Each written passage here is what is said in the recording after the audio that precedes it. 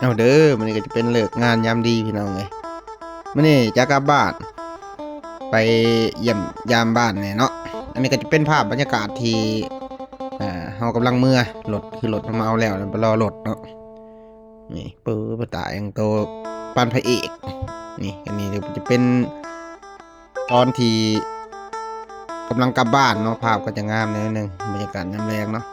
ตอนนี้ยังอยู่เมืองจันทร์อยู่เด้อตัดปุดมานี่ก็จะเป็นภาพที่รอเปิดด่านพี่น้องเลยขึ้นรถเมล์เรียบร้อยพี่น้องเลยนี่ก็เป็นบ่าวเลนเจอร์เพิ่นกับเมียเพิ่นเนาะคุณนะโอ้ยออนซอนพี่น้องขามฟังแล้วเด้อกลับบ้านกลับซองละบาทไปหาพี่หาน้องไปหาลูกหาเต่าเลยย้อนแห้งเดี๋ยวมีภาพตอนฮอดบ้านมาฝากนี่จะเป็นอยู่หน้าด่านเนาะหน้าด่านฝั่งลาวเฮาจะออกมาจะเป็นอะไรก็ไปเบิ่งบางช่วงบางตอนอันนี้ก็จะฮอดเซโนเนาะนี่ดิฮอดเซโนก็แยกย้ายกันกำลังแยกย้ายกันผู้นั้นไปทางนี้ผู้นี้ไปทางนั้นนะไปส่งตามบ้านว่าสินะมีภาพออกมาให้เมื่อหน้านำได้พี่น้องเลยเดี๋ยวจะถ่ายให้เบิ่งสดๆเลยเนาะบ่ต้องพลาดตัดปุ๊บไปหาลูกสาวไปทางนี้นะพอครั้งแรก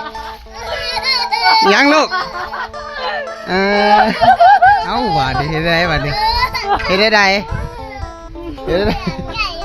อยากได้โหลดบ่ลูกขนมบาดนี้เอ้าไผนี่แม่ยังแม่ใช่อีหล่ะเอ้ยลูกเอ้ยไผฉันนี่ไผว่าร้อยดมม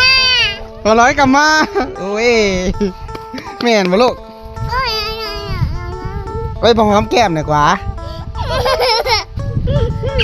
เอ้ยเพิ่นก็จะเขินหน่อยหนึ่งไปหน่อยทั้งเขินทั้งดีใจจักสิเฮ็ดอะไรเนาะ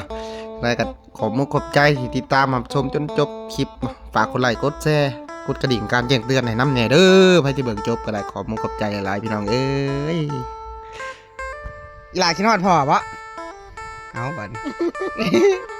เขินพอร้อยไผ่ลูกฮะ